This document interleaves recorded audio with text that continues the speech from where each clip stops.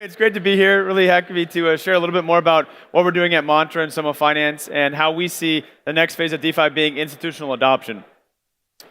So first, show of hands here. Who has been in the crypto space since the last ICO boom? So not this last DeFi summer that we just had, but rather the 2017, 2018, 2019 era. Just raise your hand if you have been around. Only one person, two people, three people, couple people? Okay, not too many. But for those who were around back then, you probably remember the cry, the institutions are coming. The institutions are coming. The institutions are coming, just like my good friend here, Paul Revere, the crypto Chad, saying the institutions are coming back in the day. Unfortunately, this just didn't happen. And there was a number of reasons why. I think when we look forward to today, you're starting to see this change. And there's also a number of things that, from a market perspective, have really changed to influence this change and whatnot. So going forward, the institutions are actually legitimately coming. You see every other day a new headline in the news about another big name financial institution coming into the space, looking to adopt crypto, looking to adopt DeFi, and actually really putting some time, effort, and money and resources into this space. I just want to highlight a couple of these because I think they're extremely interesting to consider. So back in the day, 2019 era, everyone would have loved to have a big bank invest in their ICO token, right? Obviously, for a number of different reasons, this never happened. But today, there's actually banking institutions, bulge bracket type banking institutions who are looking to invest in tokens. Yes, there are. That's crazy. So I'm just going to point here to Nomura. Nomura actually has recently launched a wholly owned digital asset subsidiary called Laser Digital, which is actually meant to do actual on-chain DeFi activity. It's meant to invest in tokens. It's meant to have staking products. It's meant to do all this type of stuff that honestly, as a crypto founder or crypto project, we always dreamed about would happen. If you look at Fidelity, I mean, this is a platform that has hundreds of thousands of customers who are now going to be holding Bitcoin and being able to access this on their traditional platform. So things are really actually changing, and again, I'll show why. If we just talk about the sheer amount of money and capital that's coming into the space, it's honestly absurd. Whether it's from a bank, investment managers, payments firms, big tech, etc. All the big players around the world are investing into the space. One of the biggest investors in the space actually is Alphabet.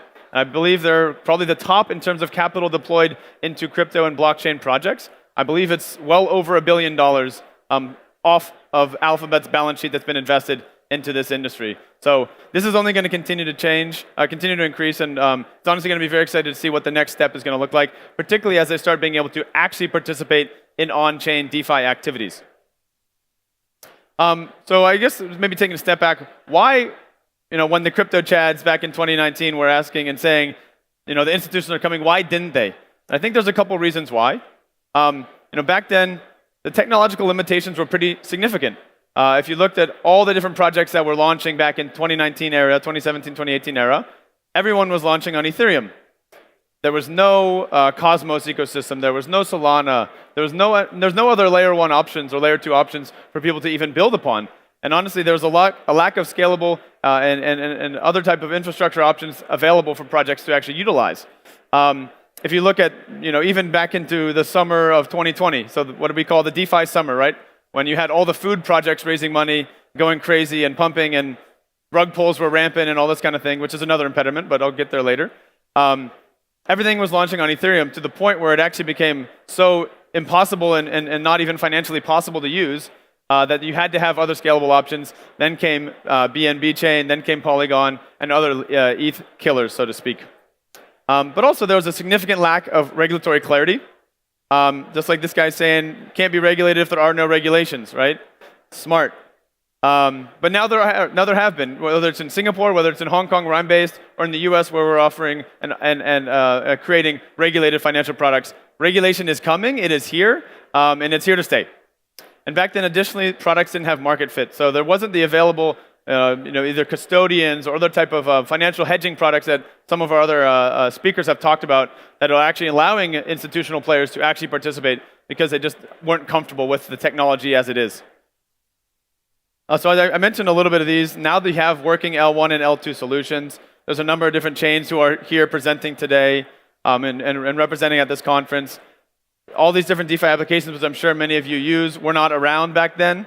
The only DEX that really people were using were Ether Delta, IDEX, or something like that. And honestly, the experience has significantly improved, although honestly, it still has room for improvement. Infrastructure side, a lot of the exchanges were just popping up. That was really the era of when everyone wanted to launch their own crypto exchange. Wallets have improved as well. So we've really seen a really big increase in the amount of technological development that's occurred in just the past couple years. As anyone who's working in crypto knows, this industry moves at the speed of light, which never makes it a dull day working in the space, but it also means that the technology is rapidly developing. From a regulatory development perspective, we've pretty much been on the forefront of this. We basically were issued a license by FINRA back in 2019. Back then, pretty much everyone didn't really believe we even had the license. So that was an interesting thing to go through. But we've been working with the regulator hand in hand. And basically back then, particularly in the United States, people would just say, hey, there's no license. We're just going to try to use existing licensing or brokerage firms to be able to offer different types of products. But they didn't have any really specific clarity from the US regulator, SEC, about what you can and can't do. Are these token securities or not? Are stablecoin securities to a certain degree? And what type of applications can I be offering to US participants or even international participants? And this has had a big impact on how we've actually seen things have been changing in the past year or so. The regulators are here.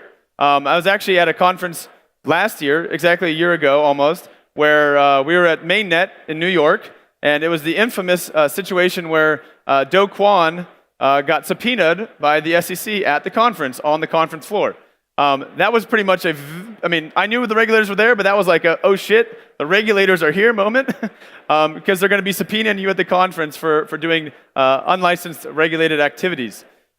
But even additionally, now again, you see things like Biden's executive order about crypto. You're actually having presidents of the United States, or even the Fed chairman Jerome Powell, even last week, is talking about there needs to be more regulation for crypto. So it is here at the highest level of regulation. And additionally, products achieve market fit. We've had a custodian to go before me. So, for example, on-chain custodian, they're aiming to serve institutional clientele. They're creating products that are utilized by institutions and other different types of players. And this is across the board, whether it's Deribit with options and futures. Fireblocks is another custodian. All these different players have been able to create products that institutions need to be able to operate and feel like they are comfortable in operating within this space. Because utilizing it's good that Keychain X, who was right before me, has the ability to recover your assets if you lose your MetaMask keys or your wallet keys. But an institution is not going to use a MetaMask, right? Maybe they use MetaMask institutional. That's the next step. But again, you need to have these enhancements in the products and the technology that actually institutions feel comfortable utilizing. So now I'm going to talk a little bit about what are our solutions and how are we even, operating in this space. So from a technological limitations, regulatory clarity side, and the product market fit side. So from the technological limitation side, what is Mantra? So Mantra is a company that I co-founded with two other partners a couple of years back. It's basically meant to be, at that time, a DeFi DAO, which created staking, lending, borrowing, and node service business. And it was meant to be launched as a multi-chain product platform. This was again in the summer of 2020, so a lot has changed since then. We were initially meant to be launching solely on Polkadot, but we've also additionally launched on EVM-compatible chains, Ethereum, BNB chain, Polygon. We're building on Hedera. We're building in the Cosmos ecosystem. We built on Solana. So this multi-chain ecosystem has really developed during that time, and it allows you to operate and create different types of products across all these very high-quality chains and protocols that you can actually target different users and markets from. From a lack of regulatory clarity side, we have a solution which is called Soma Finance. So shout out to some of our Soma Finance supporters from the audience right in the front row who just came up here.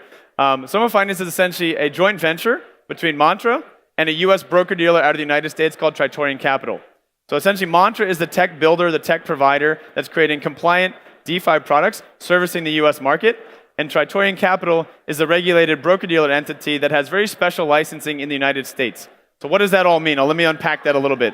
So effectively, with the licensing from the broker-dealer, we can offer both institutional and retail market participants any different type of private placement digital security, whether it's from a Reg D, which is accredited investors only, all the way down to Regulation CF, Regulation Crowdfunding, and everything in between.